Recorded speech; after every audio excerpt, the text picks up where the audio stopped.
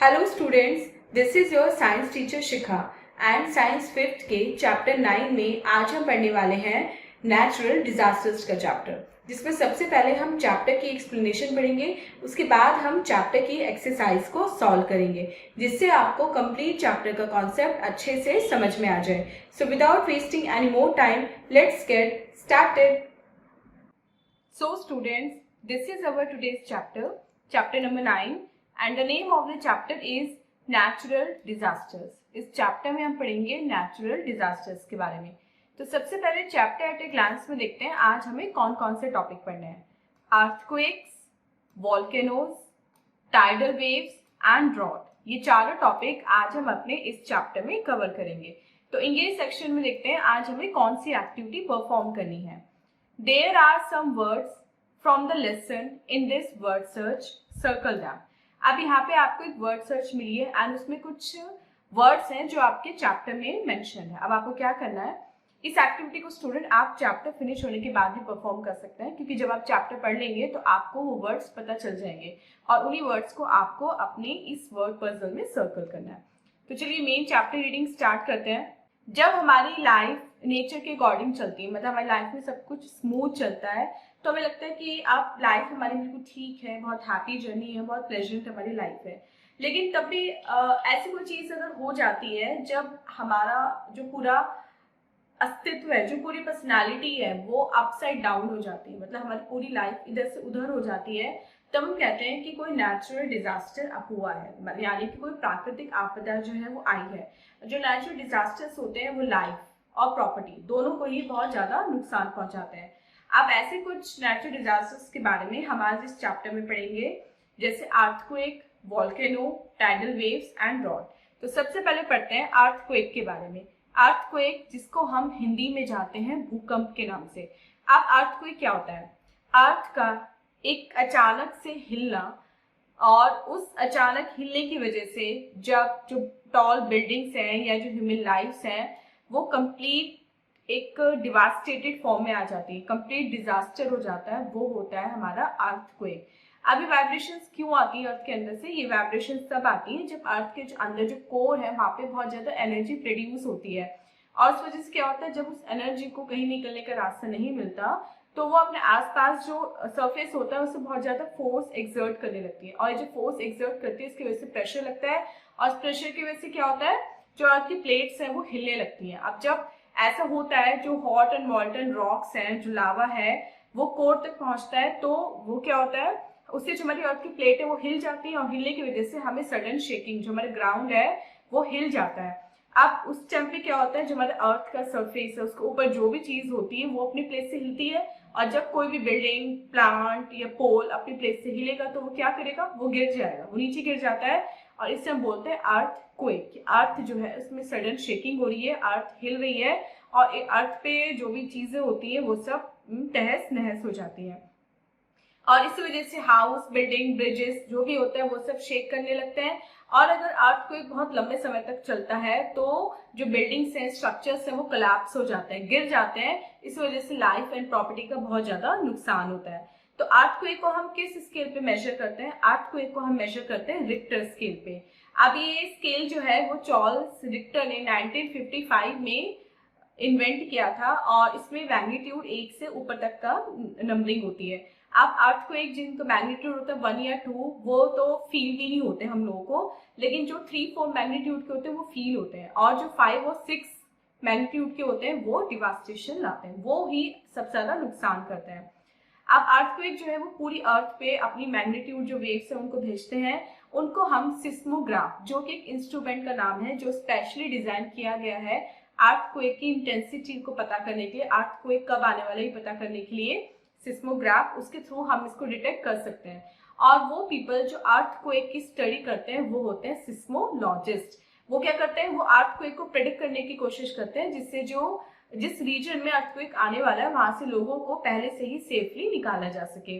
अब सिस्मोग्राफ में क्या होता है? सिस्मोग्राफ में एक फ्रेम होता है, एक स्प्रिंग होता है, स्टोन होता है, ड्रम होता है, पेपर होता है, पैन होता है। जैसे अर्थ हिलती है तो जो स्प्रिंग है वो क्या करता है, वो पेन को जो उससे अटैच होता है उसको पेपर पे ऐसे रोल ऑन करता है, और जो वो डायग्राम बन के आता है, जो पेपर की शेकिंग से जो पैन जब स्प्रिंग के साथ हिलता है तो वो नीचे जो पेपर जिसपे वो उसकी निब अटैच होती है उस पे कुछ ऐसी लाइंस बनाता है, जैसे हमें लाइफ लाइन टाइप होती है, तो उस पैटर्न को ऑब्जर्व करके पता लगाया जा सकता है कि जो अर्थक्वेक है वो कितनी इंटेंसिटी का है, और ये पता लगाया जाता है सिस्मोग्राम के थ्रू। अब चलते हैं next natural disaster, that is volcano. जो वर्ड वॉल्केनो है वो वुल्कन नाम के वर्ड से आया है, जिसका एक्चुअल मीनिंग होता है Roman God of fire. Volcano क्या होता है? अर्थ का जो सरफेस है जो वो खुल जाता है और उसमें से हॉट मोल्टन रॉक, एश और गैसेस बाहर निकलते हैं, तो उसको हम बोलते हैं कि वॉल्केनो आ रहा है। और वॉल्केनो किसके थ्रू आता है? वेंट के थ्रू आता है। ये जो खुलना होता है अर्थ का एक माउथ वाला जिसम कहते हैं, उसको बोलते हैं वेंट, और जो हॉट मोल्टन रॉक होती है उसको हम बोलते हैं लावा। अब ये जो लावा है वो अर्थक्वेक से मतलब वेंट से निकल के अर्थ पे अपने आसपास की जगह पे फैल जाता है, पूरे रीजन को भी कवर कर लेता है। जब जो लावा है वो सब रीजन से फैलता है, जो प्लांट्स एनिमल्स जो भी कुछ होते हैं उनको वो जला देता है उनको, क्योंकि वो हॉट मोल्टन रॉक होती है। और जब लावा अर्थ के नीचे होता है उसको हम बोलते हैं मैग्मा। अब कुछ वॉल्केनो सी के नीचे भी होते हैं, जरूरी नहीं अर्थ में ही हो, सी के नीचे भी, सी बेड पे भी वॉल्केनोज होते हैं। जब लावा ठंडा हो जाता है तो वो जो एरिया है वो एक तरह से न्यू आइलैंड बन जाता है। और ऐसे नेचर इरप्शन की वजह से वॉल्केनो को हम 3 कैटेगरीज में डिवाइड करते हैं, एक्टिव वॉल्केनो, डॉर्मेंट और एक्सटिंक्ट। अब वॉल्केनो जो अभी रिसेंट ईयर में आए हैं और उनके आगे भी आने के चांसेस होते हैं काफी ज्यादा, उनको हम बोलते हैं एक्टिव वॉल्केनोज। और जो हमारा पैसिफिक एरिया है उसमें सबसे ज्यादा एक्टिव वॉल्केनोज हैं। और इसके अलावा Mount Vesuvius, Mount Etna, Mount Erebus and Mount Fuji, ये सभी एक्टिव वॉल्केनोज वाले रीजन है। बैरन आइलैंड जो है वो इंडियन सब कॉन्टिनेंट में अकेला ही एक्टिव वॉल्केनो, मतलब इंडियन सब कॉन्टिनेंट में एक ही एक्टिव वॉल्केनो है जिसका नाम है बैरन आइलैंड, और ये है अंडमान एंड निकोबार आइलैंड में। वो वॉल्केनो जो काफी टाइम से आए ही नहीं है, उनका इरप्शन ही नहीं हुआ है, उनको हम बोलते हैं डोर्मेंट वॉल्केनो। और वो वॉल्केनो जो इरप्ट होना बंद हो चुके हैं उनको हम बोलते हैं एक्सटिंक्ट, जो खत्म हो चुके हैं, जो अब इरप्ट नहीं होंगे वो होते हैं एक्सटिंक्ट वॉल्केनो। थर्ड पढ़ते हैं टाइडल वेव्स के बारे में। टाइडल या स्टॉर्म वेव्स को हम सुनामी के नाम से भी जानते हैं। सुनामी क्या होता है? सुनामी एक अंडर सी अर्थक्वेक होता है या सिवियर हरिकेन या साइक्लोन होता है। इसमें क्या होता है? इसमें जो सी वेव्स है वो बड़ी तेजी से शोर की तरफ यानी कि किनारे की तरफ आती है, और एक ही सेकंड में या विद इन कुछ सेकंड्स वो बहुत ज्यादा डिस्ट्रक्शन कर जाती है। टाइडल वेव्स अब तक की जो रिकॉर्डेड है वो है हाईएस्ट 15 मीटर्स, और अगर इससे ज्यादा की टाइडल वेव्स आती हैं तो और वो लैंड को अगर हिट कर जाती है तो सिवियर डैमेज हो जाता है। ये giant waves 800 kilometre per hour की स्पीड से ट्रैवल करती हैं और लाइफ और प्रॉपर्टी का बहुत ज्यादा नुकसान होता है। 26 दिसंबर 2004 को एक अर्थक्वेक आया था जिसको रिक्टर स्केल पे मेजर किया गया था 9.0। कहाँ आया था? इंडोनेशिया के कोस्ट पे, इंडोनेशिया के जो सी कोस्ट है वहां पे। इसकी वजह से इतनी मैसिव स्केल पे सुनामी आई थी कि साउथ एशिया के बहुत सारे रीजन इससे अफेक्टेड हो गए थे। 1,50,000 लोग करीब इससे मर गए थे, और ये 11 कंट्रीज के लोग थे जिसमें इंडोनेशिया के थे, श्रीलंका के थे, इंडिया के थे एंड थाईलैंड के थे, और 5 मिलियन पीपल जो है वो होमलेस हो गए थे। Next is drought. अगर किसी पर्टिकुलर एरिया में बहुत लंबे समय तक रेन ना हो या कम रेन हो तो ऐसा माना जाता है कि वहां पे सूखा पड़ गया, वहां पे ड्रॉट की कंडीशन आ गई है। और ड्रॉट की वजह से क्या होता है? ड्रॉट की वजह से वाटर स्कैर्सिटी हो जाती है और लोगों को बहुत दूर ट्रैवल करना पड़ता है पानी लाने के लिए, और कभी कभी लोग पानी से मर भी जाते हैं। अब ड्रॉट इफेक्टेड एरियाज कौन से होते हैं? ड्रॉट इफेक्टेड एरियाज में क्या होता है?